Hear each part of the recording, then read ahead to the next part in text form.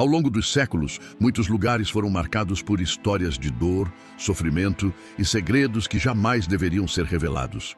E entre eles existe um quarto específico, num hotel antigo, que se tornou uma lenda sombria entre hóspedes e moradores locais. Dizem que quem entra no quarto 313 nunca mais é o mesmo.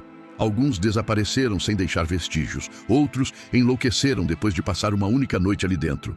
Esta é a história de Marcela, uma jornalista que decidiu desafiar o desconhecido e descobrir o que realmente acontece dentro do quarto que todos temem. Marcela era uma jornalista investigativa, sempre em busca de histórias impactantes para sua coluna. Quando ouviu o sussurro sobre um quarto de hotel amaldiçoado, soube que tinha encontrado seu próximo grande artigo. Ela viajou até o hotel e, ao chegar, encontrou o gerente, um homem de aparência cansada que parecia carregar o peso do mundo nos ombros. Ele hesitou em lhe dar a chave, seus olhos transmitindo um aviso silencioso. Mas diante da insistência dela, ele finalmente cedeu, entregando a chave com uma mão trêmula e dizendo em voz baixa: "Se entrar no 313, não espere sair a mesma." Ao abrir a pesada porta de madeira, Marcela sentiu uma onda de frio intenso, como se tivesse atravessado uma barreira invisível para outro mundo. O ar ficou gelado, arrepiando sua pele. O quarto, à primeira vista, parecia comum.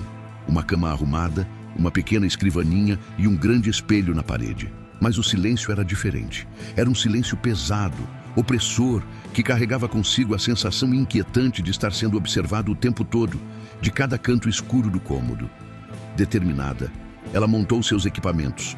Uma câmera para registrar qualquer movimento, um gravador de áudio para captar sons paranormais e, como uma precaução quase supersticiosa, uma vela que ela acendeu e colocou sobre a mesa. Ela queria capturar qualquer fenômeno estranho, qualquer prova de que as lendas eram reais. Nos primeiros minutos, nada aconteceu. O silêncio persistiu e Marcela quase começou a pensar que tudo não passava de um mito local. Mas, pontualmente às 11 horas da noite, seu gravador de áudio começou a captar um chiado estático, que logo deu lugar a um murmúrio baixo e incompreensível, como se alguém estivesse sussurrando bem ao lado do microfone. O relógio antigo na parede, que até então funcionava perfeitamente, travou exatamente às 11h13 da noite. Suas agulhas pararam de se mover, congeladas no tempo. Intrigada, Marcela o pegou e o sacudiu, mas foi inútil. Os ponteiros estavam imóveis. O silêncio opressor voltou com ainda mais força, até que, de repente, a chama da vela vacilou e se apagou sozinha, mergulhando o quarto numa escuridão total e absoluta. O coração de Marcela começou a bater mais rápido. Rapidamente, Marcela acendeu a lanterna do seu celular, varrendo o feixe de luz pelo quarto escuro. Quando a luz atingiu o grande espelho na parede, seu sangue gelou. Atrás de seu próprio reflexo, ela viu algo. Uma sombra alta e deformada, com contornos que não pareciam humanos. Em um impulso de pânico, ela se virou para trás, esperando encontrar a figura ali. Mas não havia nada. O quarto estava vazio. Mas quando ela voltou a olhar para o espelho, a figura ainda estava lá, imóvel, observando-a com uma presença que parecia sugar todo o calor do ambiente. De repente, seu celular desligou. A bateria, que estava completamente cheia momentos antes, simplesmente desapareceu, como se tivesse sido drenada instantaneamente. A escuridão a envolveu novamente, mas não por muito tempo. O espelho começou a embaçar, como se alguém estivesse respirando sobre ele do outro lado. E então, lentamente, uma frase começou a surgir na superfície embaçada, como se estivesse sendo escrita por dedos invisíveis. "Você não deveria estar aqui." Assustada, Marcela correu para a porta, tentando desesperadamente escapar. Mas a maçaneta girava em falso. A porta parecia selada, trancada por uma força que ela não conseguia ver. Foi quando ouviu. Do outro lado, no corredor silencioso, passos pesados começaram a ecoar, aproximando-se lentamente, cada passo mais alto e mais próximo, até pararem exatamente diante da porta do quarto 313. Ela prendeu a respiração, paralisada pelo medo.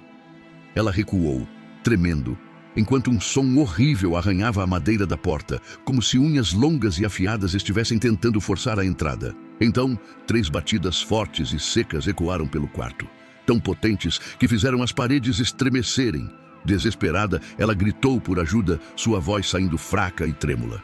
A única resposta que recebeu foi um riso grave e prolongado vindo do outro lado da porta, um som que gelou sua alma. De repente, o ar no quarto ficou sufocante.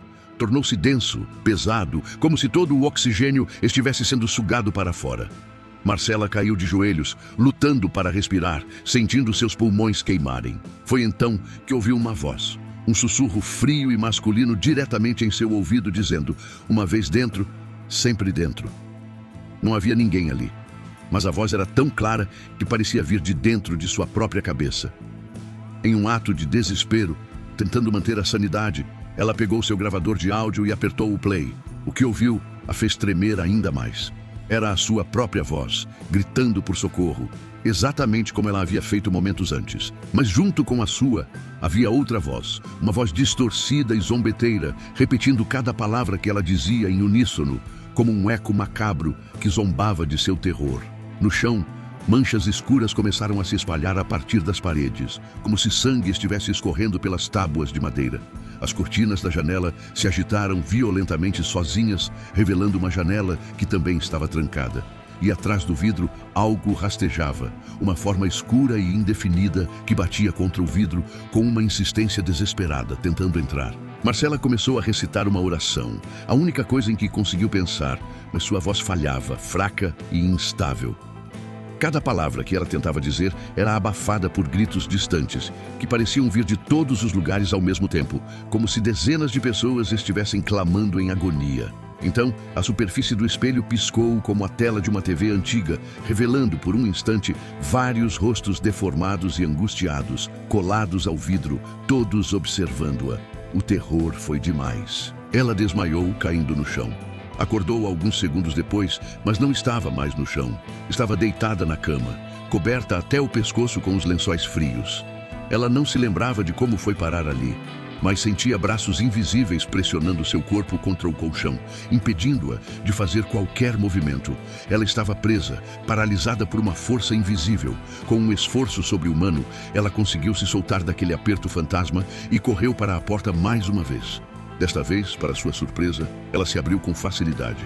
O corredor estava completamente deserto e silencioso. Mas quando ela olhou para trás, uma última vez, viu que o quarto ainda estava iluminado por uma luz fraca. E dentro dele, sua própria sombra, projetada na parede, levantou uma mão e acenou lentamente para ela. Marcela fugiu do hotel sem olhar para trás, correndo noite adentro, deixando tudo para trás. Dias depois, em segurança em sua casa, ela finalmente criou coragem para revisar as gravações. O que descobriu foi aterrorizante. Em todos os áudios, sua voz nunca estava sozinha. Em todos os vídeos, sua imagem nunca aparecia sozinha. Sempre havia outra figura atrás dela, nos cantos escuros, às vezes apenas um vulto, outras vezes mais nítida, sorrindo para a câmera. Ela tentou alertar as pessoas sobre o quarto. Escreveu seu artigo, mas o hotel já anunciava novas reservas, como se nada tivesse acontecido. Foi então que ela entendeu. O quarto 313 não queria ser esquecido. Ele precisava de novas vítimas para se alimentar de seu medo. E desde aquela noite, Marcela nunca mais conseguiu dormir direito, porque em seus sonhos, todas as noites, ela ainda está lá dentro, presa no quarto 313. Se você tivesse a chance, dormiria uma noite no quarto 313? Deixe sua resposta nos comentários, se inscreva no canal e ative o sininho. Mais relatos assustadores como esse chegam em breve. Até a próxima, se você tiver coragem.